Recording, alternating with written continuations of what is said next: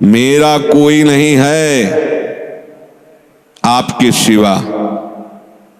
तो जो जो आपने अपना मान रखा वो सब वो घसीट लेंगे, क्योंकि वो कर तुम अकर तुम मन था कर तुम सर्व समर्थ है। दो प्रकार से, या अंदर से विवेक से वैराग्य प्रकट करके, या बाहर से राग ही हटा लेंगे। वो जगह नहीं रखेंगे जिसे आप अपना कह रहे हो। तैयार रहना। और यदि वास्तविक हृदय से ऐसी बात आ जाए तो उसी समय वो महात्मा हो गया। उसी समय करो सद्य, सद्य माने तत्काल, क्षिप्रम भवति धर्मात्मा। उसी समय बहुत जल्दी वो महात्मा बन जाता है। कितना सुंदर सिद्धांत है।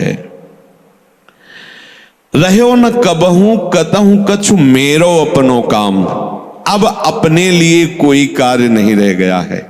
अपने लिए कितना कार्य था कि संसार में कोई हमारा न रह जाए। लोग रोते हैं इस बात का कि हमें संसार में कोई प्यार नहीं करता, कोई अपना नहीं। तो यही तो सिद्धि है। आओ इधर, हमारे मार्ग में ये लाभ है कि कोई हमें प्यार न करे। भर्तृहरि जी ने भगवान शंकर जब प्रसन्न हुए, प्रकट हुए, तो वरदान मांगा कि कभी कोई सम्मान से मुझे एक टुकड़ा भी न दे, क्योंकि ये सम्मान, ये प्यार प्रभु से विमुख कर देता है। देखो हम जी तुम्हारे बिना जी नहीं सकते, तुम चले गए तो मेरा क्या होगा। अब वो उसकी बात में ही समझो तुम्हें कितना प्यार कर रहा है। वो क्या कह रहा है? तुम चले गए तो मेरा क्या होगा। ये प्यार है। क्या सोच रहा है वो? मेरा क्या होगा। बस पकड़ लो, कोई तुम्हारा नहीं। कोई तुम्हें जो बहुत प्यार करता हो उसकी बात सुनना, उसमें आप अगर विवेक जागृत है तो उसमें गंध मिलेगी केवल स्वार्थ की, केवल स्वार्थ की। कहीं किसी कोने में तुम्हें प्यार नहीं मिलेगा। पूरी प्यार की जो स्वांग भरी वृत्ति है उसमें केवल स्वार्थ नृत्य कर रहा होगा, केवल वासना नृत्य कर रही होगी, केवल कामना का तांडव होगा। बस विवेक से देखना। अगर विवेक नहीं तो सब फंसे हुए तो उसी में है। प्रभु कह रहे हैं कि जब साधक भगवद आश्रय नहीं लेता तो कहीं ना कहीं उसके हृदय में भोक्ताव करता भाव बना रहता है, या अहंकार के कारण। फिर वो विषयों का चिंतन करता है। बहुत ध्यान देने योग्य बात है। विषयों का भोग तो बाद की बात है। हमारी दुर्गति का प्रधान कारण विषय चिंतन है। इसलिए भगवान ने कहा है कि जो मेरा चिंतन करता है निरंतर, उसके लिए मैं सुलभ हो जाता हूं।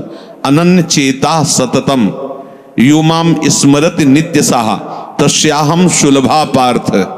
मैं उसके लिए सुलभ हो जाता हूं। अब यहां ध्यान देना है कि विषय क्रिया नहीं हुई, लेकिन केवल चिंतन आपके हृदय को बर्बाद कर देगा। इसलिए कहा गया कि एक क्षण भी भगवत चिंतन छूटा तो हानि हो गई। ऐसे संस्कार गलत अंदर डाल देगा, वो जलाते रहेंगे। मन जो है ना ऐसी स्थिति पैदा कर देगा कि ये ज्ञान विज्ञान आपकी समझ में ही नहीं आएगा। ध्यायतु विषयान पुंसः। प्रभु का आश्रय ना लेने के कारण, प्रभु के परायण ना होने के कारण, निरंतर भगवत चिंतन ना होने के कारण जो अंतर होता है वो विषय चिंतन होता है। ध्यान देना। दीर्घकाल निरंतर सत्कार सेवितो दृढ़ भूमि। जब दीर्घकाल तक निरंतर भगवत चिंतन का अभ्यास किया जाता है तो दृढ़ भूमि, वो इतना पक्का हो जाता है कि फिर आप छोड़ना भी चाहो तो नहीं छोड़ सकते। जैसे विषयी पुरुष भले कहीं भागवतिक स्थान में भी बैठा हो पर वो अपना ही दृश्य देखेगा, अपना ही चिंतन करेगा। ऐसे भागवतिक पुरुष भले ही वो विषय प्रपंच में बैठा हो लेकिन वो अपना ही दृश्य देखेगा, अपना ही चिंतन करेगा। तो जो भगवत परायण नहीं होते, प्रभु का निरंतर चिंतन नहीं करते, उनका विषय चिंतन ही होता है। वो विषय चिंतन ही करता है ऐसा नहीं कह रहे, स्वाभाविक होता है विषय चिंतन उससे, क्योंकि भगवत परायण नहीं है, निरंतर भगवत भजन का अभ्यास नहीं किया तो होगा क्या, विषयों को भोगता रहा है। उसी कर्तृत्व भोक्तत्व भाव का चिंतन होता रहता है। ये बहुत खतरनाक स्थिति, प्रायः इसी स्थिति में पूरा संसार है। बैठे बैठे बस वही चल रहा है, ये किया वो करूंगा, ऐसा बना लिया वैसा बना लूंगा, अब इतना ऐसा हो जाए फिर वैसा हो, और ये सब कर सोचते सोचते काल आ गया, मृत्यु, शरीर छूटा। अब जो सोच रहा था, जो सोचा उसके परिणाम से दूसरी योनि मिली, बस यही चक्र चल रहा है। जब ये प्रभु का चिंतन करता है तो संसार का चिंतन जो स्वाभाविक होता रहता था अब हो तो रहा है। देखो ना, जैसे हम नाम जप करते हैं, भगवत चिंतन की चेष्टा करते हैं तो बड़ी जोर से गंदगी आती है। यह सबका अनुभव है जो भजन करते हैं, बड़ी जोर से, जैसे कि दरिया में उफान आ गया हो,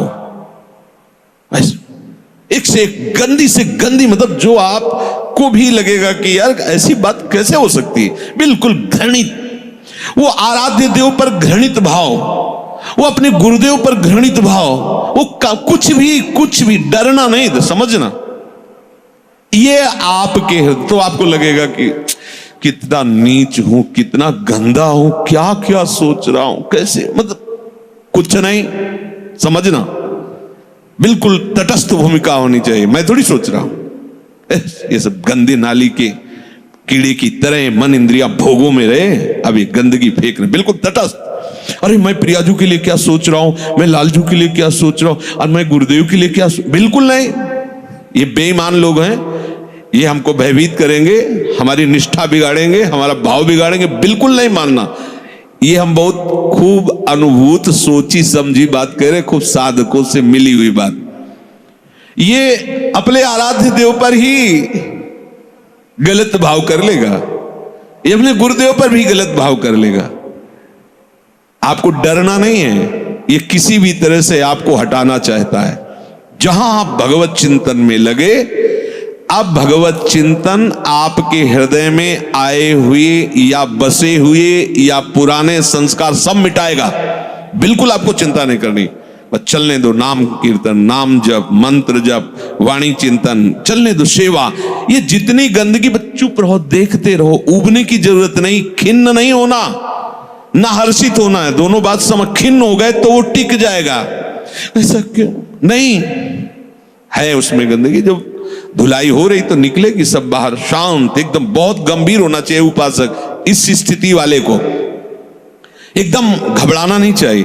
वो फिर अच्छी बातें भी डालता है जो संसार में सुखद मानी जाती है, उसमें आपको हर्षित नहीं होना, तटस्थ।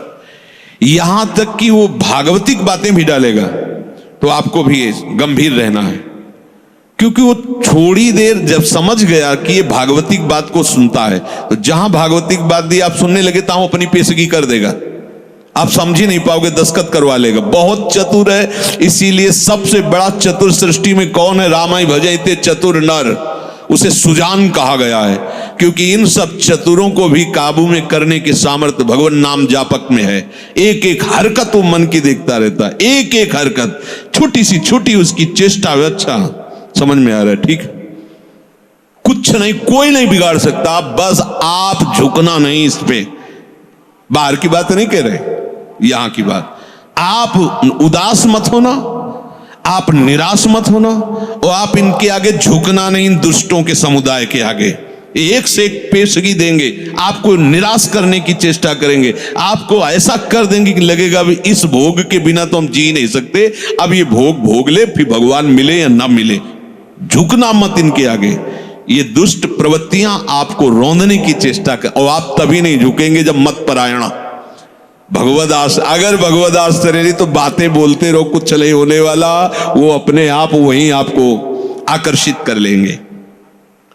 तो जो भगवद आश्रय छोड़ चुका है और संसार का आश्रय लिए है, तो चाहे जितनी चतुराई करे, संसार का ही चिंतन होगा। और संसार का चिंतन है विषयों का चिंतन, और विषयों का चिंतन है दुर्गति। स्पष्ट समझ लीजिए, क्योंकि विषय चिंतन में राग, प्रियता, आसक्ति पैदा होती है। जैसे विषय चिंतन होता है तो उस विषय चिंतन के प्रति राग होता है, प्रियता होती है। अगर ये वस्तु मिल जाती आज खाने को, ये भोगने को, ये देखने को, ये सुनने को, मजा आ जाता, आनंद आ जाता। ऐसा राग, प्रियता और आसक्ति और विषय सेवन की ललक अब रहा नहीं जा रहा। ये कब शुरू हुआ? विषय चिंतन से। ध्यान रखना, ध्यायतो विषयान पुंसः संगस्तेषुपजायते।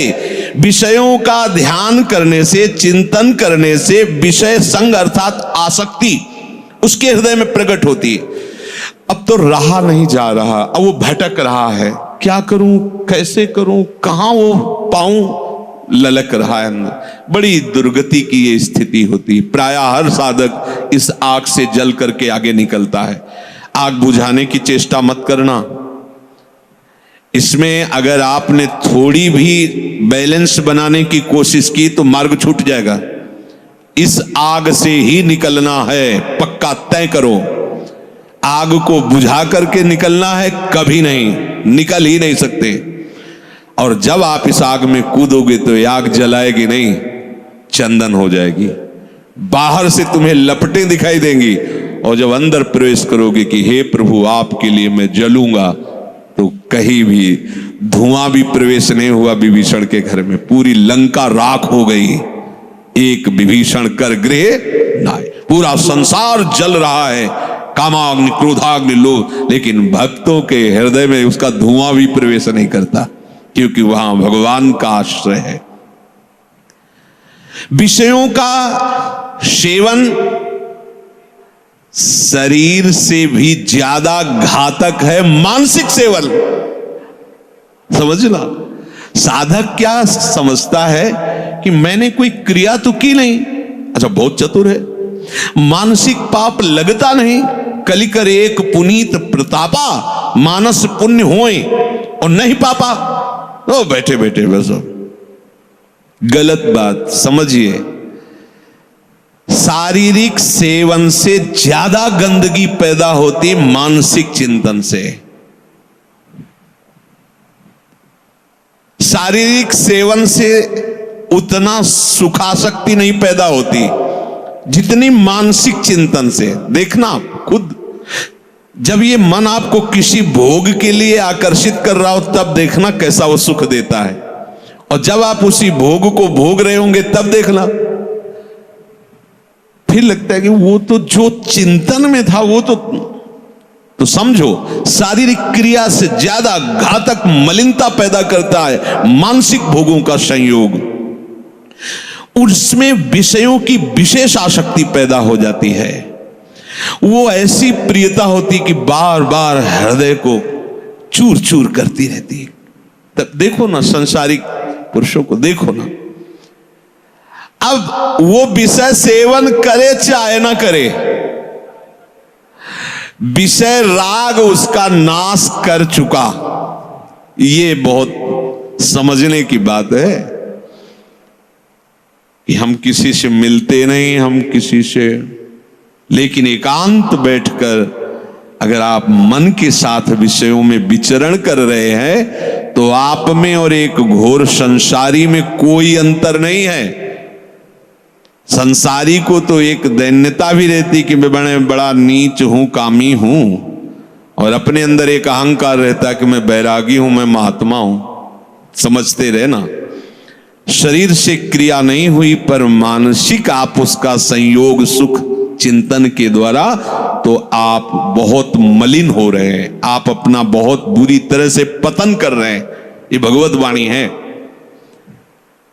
तो होता है ना स्वाभाविक, उसमें हम क्या कर सकते हैं? उसमें नाम जप कर सकते हैं आप, वही तो डिलीट करेगा, चतुराई नहीं। कई बार सत्संग में कहा, कुछ भी चल रहा है अंदर, मन फेंक रहा है राधा राधा राधा राधा, ये जो आपका राधा राधा चल रहा है ना, एक भी चाल उसकी नहीं चलने देगा। वो चाहे जो विषय सेवन की बात, विषय सुख की बार बार राधा, तो वो जलाएगा तुमको। बंद करो ये राधा नाम, पहले हम जो पेश कर रहे हैं उसमें तन्मय हो, बस आप छोड़ना नहीं तो हान हरिवंश के नाम अंतर परे, कहे हनुमंत विपत्ति प्रभु सोई जब तो सुमिरन, यही विपत्ति फंसा देगा। अरे बहुत विचित्र है, बहुत विचित्र है। लड़खड़ा कर कदम वहीं खड़े हो जाएंगे जहां चिंतन चल रहा है। बहुत घृणित मन की ये चिंतन वाली वृत्ति आपको क्रिया में उतार देगी, आप रुक नहीं पाएंगे। संगात संजायते कामः, जब आप विषयों का ध्यान दीजिए, ध्यायतो विषयान पुंसः, ये होगा, सबके होता है। जब लोग बात कर, अरे हम तो समझते नहीं थे ये काम ही है, आश्चर्य की बात है, कोई आश्चर्य की बात नहीं। हां, ये आश्चर्य की बात कि ब्रह्मचारी है, ये आश्चर्य की बात है। ऐसे सृष्टि में और ये ब्रह्मचर्य, अब प्रणाम की बात है, ये आश्चर्य। कामी वो कोई आश्चर्य की बात नहीं, कोई भी हो, यहां से लेकर ऊपर तक, ब्रह्मलोक तक, कोई भी हो, कहीं भी, इसी का तो शासन है, इसी का तो राज्य है, और सब इसी संकल्प काम से ही पैदा हुए हैं। कोई अगर ये कहे कि सब व्यर्थ की बात है, अगर कोई बचा है तो लाडली लाल के चरणों की ठसक में जो बैठा हुआ उनके चिंतन में है, अब कहीं गुंजाइश ही नहीं कोई। और अगर वो भी थोड़ी देर के लिए भी विषय चिंतन करेगा तो थोड़ी देर के लिए रौंदा जाएगा, ध्यान रखना। इसीलिए है दीर्घकाल निरंतर सत्कार सेवितो, दीर्घ काल तक आदर पूर्वक निरंतर भजन परायण रहो, जगह ही नहीं रहेगी, सब डिलीट, सब खत्म हो गया। अब देखना, नाच पड़ोगे, जैसे जैसे आपकी निष्कामता बढ़ती जाएगी वैसे वैसे मतवालापन, ऐसा जैसे कोई मदिरा पिए हो और झूमता हुआ चल रहा है, उसको कुछ नजर नहीं आ रहा, ऐसे ही नाम की मादकता जब चढ़ती है, मस्त हो जाओगे। ये बड़े बड़े महात्माओं ने पिया है, इस नाम का रसाशोपान किया है, रूप रसाशोपान किया है। जैसी हरिवंश निकट दासी जन लोचन चसक रसासो घटकत। जब आपका विषय चिंतन चल रहा है, यदि नाम नहीं चल रहा तो खतरे में अपने को डाल रहे हो, और नाम चल रहा है तो तुम्हें परेशान होने की जरूरत नहीं, कुछ नहीं कर पाएगा, कुछ नहीं। ये बहुत बड़ा पहरेदार है, आपको गिरने नहीं देगा, उनकी एक भी संस्कार वृत्ति आपके हृदय में बनने नहीं देगा। अपने पास बहुत बड़ा पावर है नाम। इसीलिए तो जो इस रहस्य को समझ जाते हो बलिहारी होते हैं संतों की, गुरुदेव की, कि आपकी कृपा से वो चीज मिली। पायो जी पायो मैंने राम रतन धन पायो। ये नाम ऐसा महामहिम, भगवान को अधीन कर ले, मन की क्या बात है, मन अधीन हो, ये क्या बात है। भगवान को अधे सुमिर पवन सुत पावन नामू, अपने बस करी राखे रामू। जब भगवान को अधीन कर लेता है तो ये तो मन की तो बात जाने दो, इंद्रियों की बात जान। पर आप क्या करते हैं, जब विषय चिंतन कर रहे होते हैं तब आप नाम को छोड़ देते हैं। बस ये गलत बात हो गई, अब आप नहीं समझ सकते। और नाम चल रहा है तो याद रखो, बिल्कुल कुछ नहीं बिगाड़ सकता है, कुछ भी चिंतन करता रहे, तुम परेशान मत होना। ये अपने आप आपके सामने शरणागत हो जाएगा, मन शरणागत हो जाएगा, अपने आप हो जाएगा। आप जैसा चाहोगे वैसे ही चलेगा, बस नाम ना छोड़ना। नाम छोड़ दिया फिर ये बातों से बस में होने वाला नहीं है। बहुत ही ये दुर्जय शत्रु है, मन दुर्जय शत्रु है। नाम की कृपा से जब ये मित्र बन जाता है तो इससे बड़ा सुख देने वाला भी कोई नहीं होता, ये भी बात समझ लेना। और जब नाम नहीं चलता है, विषयों का चिंतन करता है, तो इससे बड़ा दुख देने वाला कोई दुश्मन नहीं है। संगास्तेषु उपजायते, ये मन चिंतन करके विषयों में राग पैदा कर देता है। कैसे वो भोग मिले, अब तो जीवन बेकार लगता है बिना उसके भोगे अब तो। और सही बात, न उसे रात में नींद आती है, न दिन में उसे किसी से मिलना अच्छा लगता है। जैसी प्रेमी की स्थिति होती ना, ऐसे कामी की भी हो जाती है। बस उसको वही बात, कब मिले, कब देखूं, कब भोगूं, बस अंदर जिस विषय में तन्मय हुआ वो इसी विषय के लिए। अब जब वो प्रबल कामना हो जाती है तो कामात क्रोधो भी जायते।